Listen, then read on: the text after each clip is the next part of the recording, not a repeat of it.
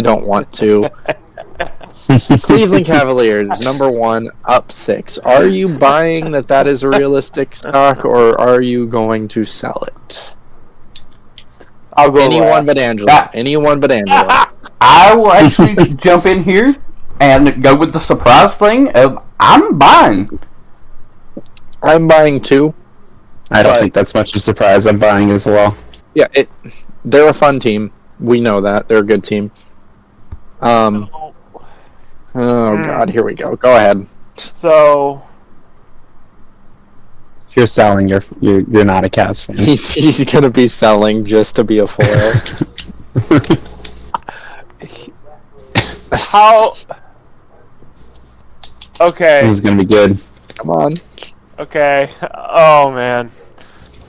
So how realistic are we talking about the buying or selling? Do I think the Cavs are, like... I guess with the Cavs, 3? it's either holding or selling because we can't go higher. Yeah. But That's the thing. Like, to me, if the Bucks and Celtics are healthy, I'm still taking them over the Cavs. Right, absolutely. So really, I'm selling because are they one? No. In like a year or two or more, will they be one? There's a chance. There's a really good chance of that. So, I guess selling on that note, like I don't think they're actually one. I just think they're hot right now, and they're the cool new thing. But that is my team, so. I guess we really didn't work out how this was going to work in terms of grading because I agree with you. I get it's realistic. I just don't think that's where they are right now. Right. So I see them as agree a with 5 you or 6 seed. because I think they're the 3 seed. I think in the East. they're They're definitely the 3 seed in the East, and the Easily Celtics and the Bucks are going to be better than them. So will the Sixers. No. Mm, No. See, I think the Cavs last an injury more than the Celtics or the Bucks do. The Cavs have multiple pieces. You have Giannis on the Bucks. If Giannis goes down, the Bucks are Boston. You've got Drew, you've got Middleton, but I don't think they take that to the next Celtics or level. Cavs, I think, are the teams that could survive. My thing is, in terms of, do I think the Cavs are going to be the number 1 seed by the end of the season? Absolutely not. Oh. But I'm buying stock in them because I don't think you can have enough stock in this team. I think it's going to the moon. 100%. So even though I'm selling on them going up, I don't think they're going up anymore. I don't think they'll stay at the top. I'm still buying stock in them because this is just a great young team to watch, and they could easily... It's not unrealistic that they could dethrone Milwaukee or the Celtics with a hot run or a major injury to one of the, it's or even a decent free agent pickup. Well, I'm talking about specifically this season, dude. Yeah, I'm talking this season. If you told me that in the NBA Finals the Cavs are going to make it, I wouldn't be shocked. If a time traveler came back and said, "Hey, the Cavs made it," I'm not going to be shocked. Am I picking them? Absolutely not. But I won't be surprised. I might, but we're going to get to that. Go on. I know you will because you're a homer. But moving on the list, this is weird because we're going 1 to 2. The Bucks or the Nets are up 4. Huh? Why are you laughing? Did I miss something? I'm selling. You're selling? I'm selling as well. Yeah, I'm selling hard. I'm bailing all the water out of the ship. I'm off. I'm gone. As great as Kevin Durant is, it's coming fast. Yeah, as great as Kevin Durant is, you can see the iceberg in the distance. You know it's coming. But it seems like they don't know it's coming. What'd you say, Adam? You kind of cut out there. I said it seems like they don't know it's coming. No, and I'm sure there's going to be a lot of Durant and, well, not a lot, but any Durant or Nets fan that listens to this is going to be in denial about it, but there's something inherently broken with this team. And yes, over the last week, Durant averaged 31 points. He's on a ridiculous tear. 31 points on 61, 55, 96 shooting split. He's on a ridiculous. Yeah, he's on a tear, and I'm sure, like, at some point, Kyrie, for whatever reason, for outside of basketball-related issues, is going to go out, and Nick Claxton's going to regress to being Nick Claxton, and I don't see... I see this team as a second-round exit. I don't see them as a top seed in basketball. I see them as a first round. I don't know if I would give them first round because I think they're going to be a top 4 team. Ooh, if they get 4, I might be with Austin depending on who that 5th seed is. I don't know. Who would it 76ers Nets first round, who you got? 76ers Nets, 76ers. 76ers. That's what I thought. Yeah. That's what I thought. So going down next, are we only doing like big jumps and falls? Or do you just want to go through the whole list? I was just going to the whole list, but yeah, I mean we might as well because we're getting through them pretty quick here. So number 3 is the Bucks. They're up 1-1 versus last week. I'm buying. That's just I want more stock in this team. I'm a huge Giannis fan. Even though earlier I said Luka was better, and I still stick with that. I still think Giannis is one of the best players in the NBA. You gotta buy with these guys. I mean, just going to that, like, you can be a fan of someone and say another player is better. Oh yeah, I mean, I'm just saying, like, I do it with Chris Paul all the time. It just seemed weird for me to like hate on Giannis like 5 minutes ago and then love on him now. I don't know, but Brook Lopez finally remembered how to be Splash Mountain, and shooting on this team. That was the missing puzzle piece. They were playing elite defense.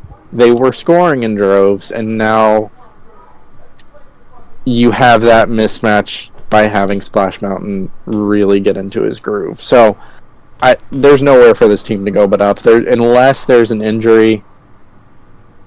Yeah, I'm hoping injury. I'm not buying, but I'm not selling. Angela, you got any comment on the Bucks? No, the Bucks are boring, man. Bucks are boring. The Bucks are boring, man. It's like watching me play Madden. You know, it's just that.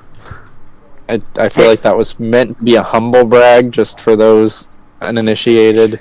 He thinks he's good at Madden. He's not. He's really not. He knows how to cheese the computer. Number 4, we have the Nuggets.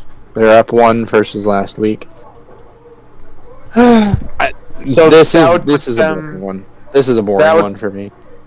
That would put them as the number 1 seed in the West? Yeah. I'm selling. I'm just doing nothing with this stock because... Yeah, I'm holding this one too. I don't have confidence in the team they have to go anywhere. So I'm selling. Yeah, I have confidence in Joker himself. I do too. To will his team. But that's it. Joker is the only one I have confidence in on that team. Every other person on that team is streaky.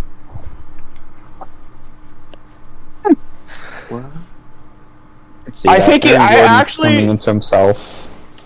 I think so. We actually talked about the Nuggets in depth in the last episode, and we talked about how the defense that they're playing isn't sustainable for a run. So, as the best team in the West, I think I'm selling too.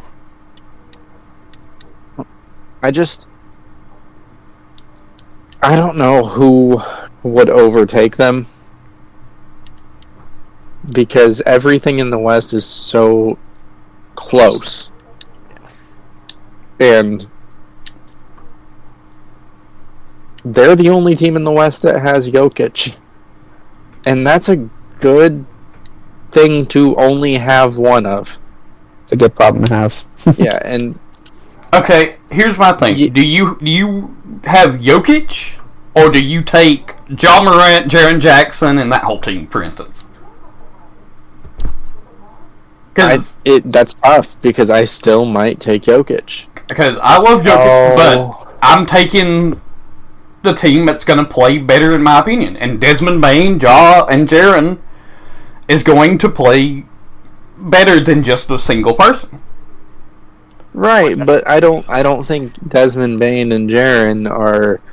Oh no, they're nowhere near that level. Necessarily going to night in and night out outperform Jamal Murray and Michael Porter Jr. and even Aaron Gordon, who had an amazing week.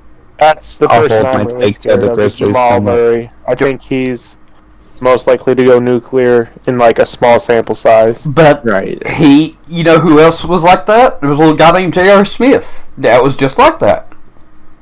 J.R. Smith and Jamal Murray are not the same. They're streaky shooter. That's all I'm saying.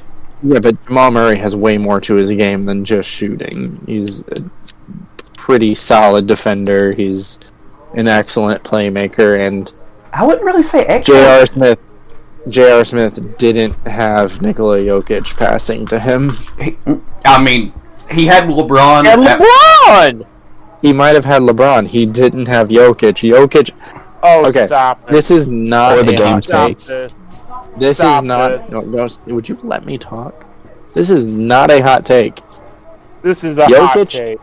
Jokic is the best. Now, I'm not talking about assist numbers. I'm talking purely about eye test and watching games, okay? So if you haven't watched a lot of games this season, hold your tongue. I'm talking specifically to you, Angelo, because I know you get a lot of highlights in, but I don't think you watch many games.